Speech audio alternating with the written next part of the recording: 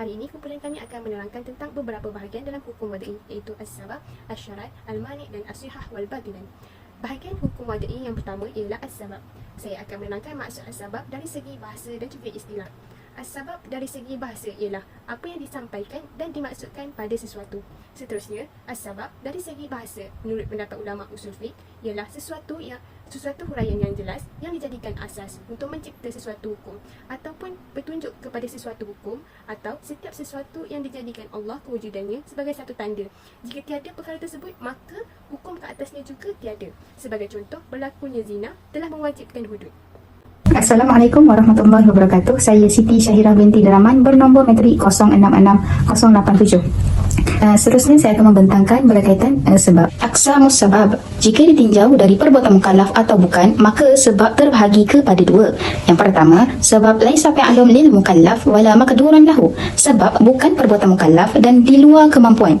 Dengan itu, jika didapati terdapat sebab, maka hukumnya juga ada. Sebab merupakan tanda keberadaan hukum. Contohnya, bulan Ramadan sebagai sebab wajibnya puasa.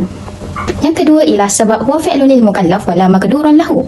Sebab merupakan perbuatan mukallaf dan masih dalam kemampuannya, seperti musafir menjadi sebab bolehnya berbuka atau tidak. Pembahagian sebab ini boleh diteliti dengan dua hal. Yang pertama, iktibar fi'lun lil mukallaf, iaitu menganggap sebagai perbuatan mukallaf. Ini termasuk dalam seruan taklifi. Yang kedua, iktibar ma rattibu alaihi syara' min ahkamul ukhra, iaitu menganggap keberadaan dimunculkan perbuatan syariat berupa hukum lain sehingga tergolong dari bahagian hukum wada'i. Contohnya, jual beli juga harus dan termasuk dalam hukum taklifi serta sebagai sebab ditetapkan kepemilikan penjual terhadap harga barang dan pembeli terhadap barang jualan. Demikian dikatakan hukum wada'i. Yang kasimu al-sebab aidon bi'atibaru ma yurattibu alaihi. Sebab terbahagi dari segi akibat yang ditimbulkan kepada dua bahagian. Yang pertama, sebab terhadap hukum taklifi seperti membolehkan berbuka atau tidak kepada musafir dalam perjalanan. Yang kedua, sebab kepada hukum terpengaruh daripada perbuatan mukallaf seperti jual beli, memindahkan hak pemilikan barang. Rabitul asbabu bil musababat, iaitu mengikat sebab dengan pengaruh akibat. Contohnya, kerabat menjadi sebab pembahagian harta pusaka. Syaratnya ialah meninggal pemilik harta warisan dan hidupnya ahli waris. As-sabab wal illah. Setiap illah merupakan sebab, tetapi tidak semua sebab boleh dijadikan illah. Illah menjadikan akal dapat memahami sisi pertalian antara sebab dan hukum. Illah bagi pengharaman arak disebabkan mabuk dan perkara ini dapat merosakkan akal. Pengharaman arak ini demi menjaga kesihatan akal. Manakala dalam konteks sebab pula adalah dengan mengetahui datangnya bulan Ramadan sebagai sebab wajib puasa.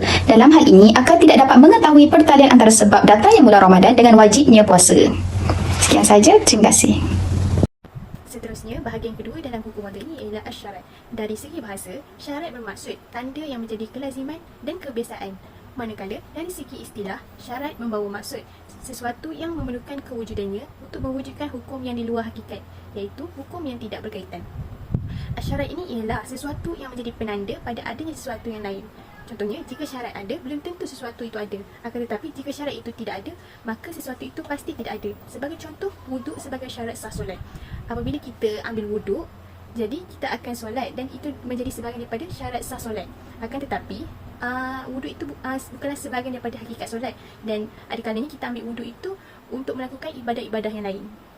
Assalamualaikum warahmatullahi wabarakatuh. Saya Siti Hajar binti Aziz bernombor metrik 065600 akan meneruskan pembentangan ini mengenai syarat dan rukun. Seterusnya, syarat dan rukun.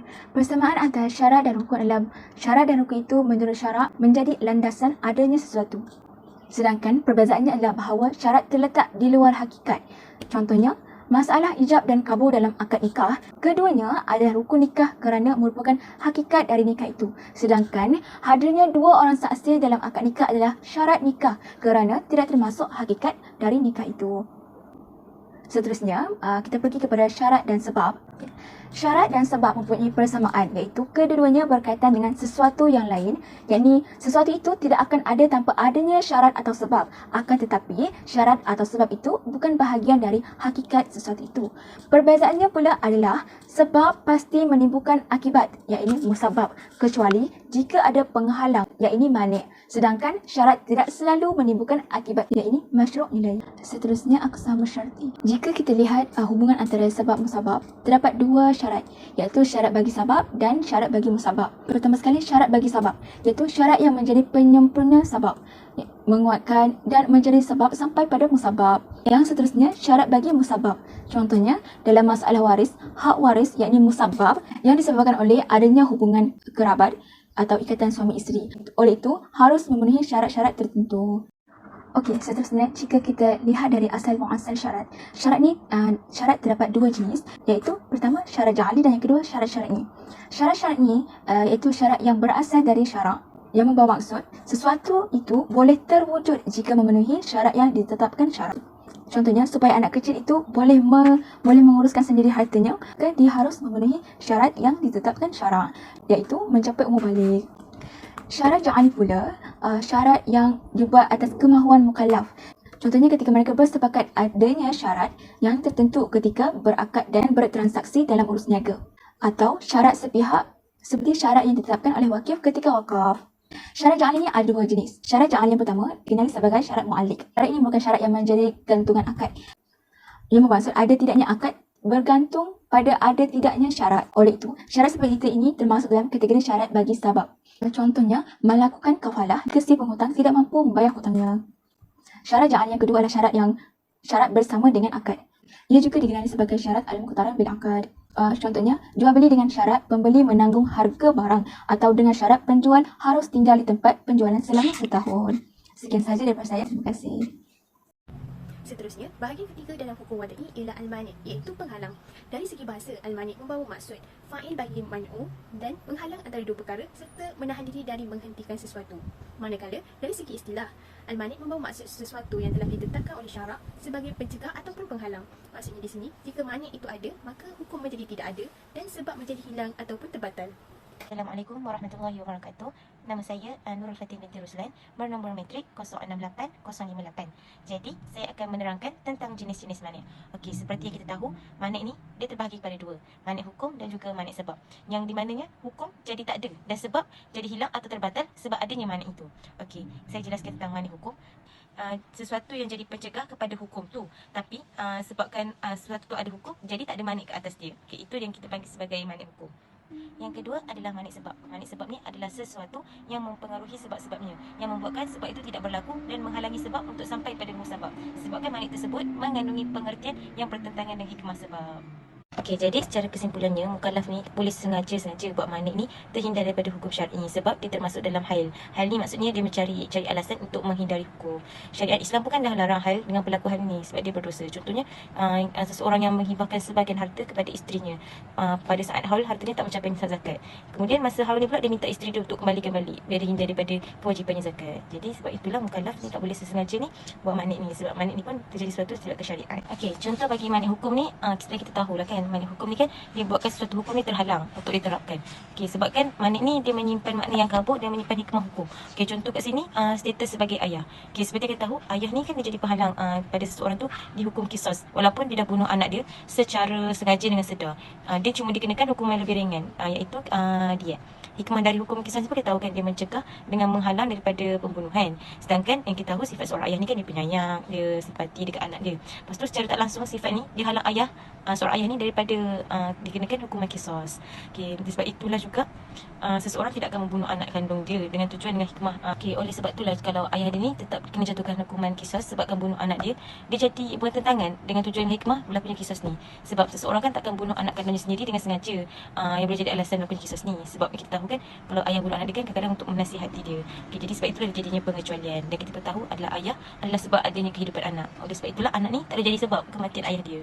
Okey, untuk contoh mani' sebab pula, yang kita tahu mani' sebab ni dia bertentangan dengan hikmah sebab. Okey, contohnya hutang yang dia mengurangi nisbah harta pada masalah zakat lah kan. Okey, nisbah ni kan sebab wajibnya zakat. Okey, sebabkan orang yang memiliki harta ni dia dah capai nisbah yang dianggap macam cukup lah, macam pengen kaya, lepas tu dah mampu tolong orang yang lagi susah, dia buat adanya hutang ni, dia buat makna yang dia kaya, yang buat makna macam dia dah tak perlukan dah zakat. Okey, tapi sebabkan kita tahu zakat ni kan wajib, jadi walaupun orang tu dia memiliki harta yang cukup ke apa, dia tetap kena bayar zakat.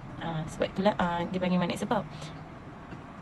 Jadi makna nisab tu jadi hilang sebab kan adanya hukum zakat tu wajib. Bahagian yang keempat ialah sah dan batal. Sah dan batal membawa maksud perbuatan seorang mukallaf yang memenuhi syarat dan rukunnya, maka syarak telah menghukumkan sah. Sebaliknya, jika tidak dipenuhi, maka syarak menghukumkan tidak sah ataupun batal.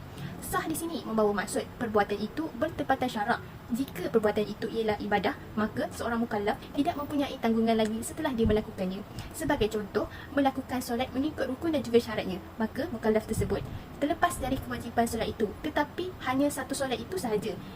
Manakala batal membawa maksud tidak ada akibat hukum yang timbul akibat perbuatan itu, kerana akibat dari hukum hanya terjadi jika kita telah memenuhi rukun dan juga syarat yang ditetapkan. Jika perbuatan itu merupakan ibadah, maka mukallaf itu belum terbebas daripada tanggungan sekalipun dia telah melaksanakan ibadah tersebut. Adakah sah dan batal termasuk dalam pembahagian hukum wad'i? Ulama usul berbeza pendapat. Sebahagian berpendapat bahawa sah dan batal termasuk dalam pembahagian hukum taklifi. Mereka beralasan bahawa sah adalah merujuk kepada sesuatu yang boleh mendatangkan manfaat dan batal merujuk kepada sesuatu yang tidak memberikan manfaat. Contohnya dalam jual beli. Jual beli dikira sah sekiranya mendatangkan manfaat. Alasan tersebut ditolak oleh sebahagian ulama kerana sebenarnya di dalam jual beli terdapat khiyar. Ulama usul yang lain berpendapat bahawa sah dan batal merupakan sebahagian daripada hukum wad'i kerana sah dikira perbuatan yang memenuhi rukun dan syarat, manakala batal pula adalah perbuatan yang tidak memenuhi rukun dan syarat.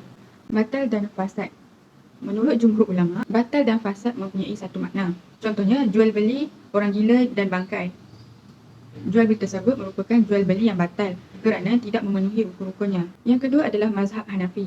Mazhab Hanafi membahagikan makna batal dan fasad kepada dua. Yang pertama ibadat, yang kedua muamalat. Dari segi ibadah dikira sebagai tidak sempurna. Contohnya solat tanpa ruku, iaitu tidak memenuhi rukun-rukun solat. Contoh yang kedua, solat tanpa wuduk, iaitu tidak memenuhi syarat untuk solat. Maknanya di sini batal dan fasad membawa satu makna dalam hal ibadah. Dalam muamalat pula, batal dikira perlakuan yang tidak disyariatkan pada asal dan sifatnya, iaitu tidak memenuhi, iaitu terdapat kekurangan pada akad ketika melakukan akad dalam jual beli. Contohnya membeli darah, manakala dari segi fasad ataupun batal disyariatkan pada asalnya tetapi tidak disyariatkan pada sifatnya.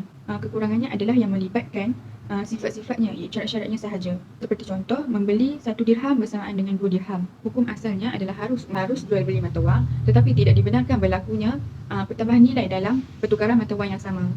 Kesimpulannya, akad itu dikira batal apabila terdapat kekurangan pada rukun akad, dan fasid dikira apabila terdapat kekurangan pada sifat bukan pada akad.